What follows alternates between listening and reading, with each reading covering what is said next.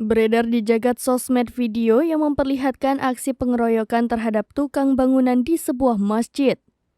Dikatakan bahwa para pelaku pengeroyokan dalam keadaan mabuk saat menganiaya tukang bangunan tersebut. Berdasarkan informasi yang beredar, kejadian pengeroyokan tersebut terjadi di sebuah masjid di Desa Bugel, Kecamatan Kedung, Kabupaten Jepara, Jawa Tengah. Video tersebut terekam CCTV yang beredar di berbagai platform media sosial, salah satunya diunggah oleh akun Instagram @medsoszone.id pada Rabu 20 September 2023.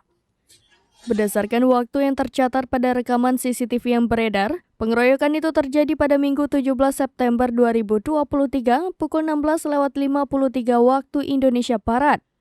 Dalam video berdurasi 1 menit itu tampak 5 pemuda tiba-tiba menghampiri salah seorang tukang bangunan yang mengenakan baju berwarna biru muda. Tak lama kemudian, pemuda berjaket hitam tiba-tiba memukul kepala tukang bangunan tersebut, disusul keempat pemuda lainnya yang ikut memukul. Tampak tukang bangunan itu berusaha melarikan diri, namun pemuda berjaket hitam itu terus mengejar dan memukul dengan besi sebanyak 2 kali.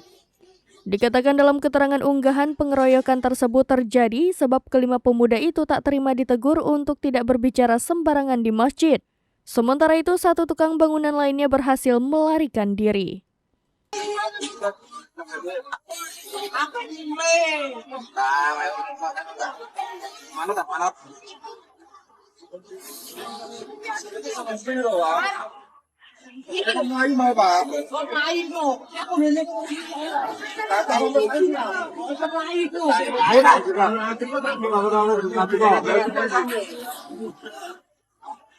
Mabuk no? Orang mabuk.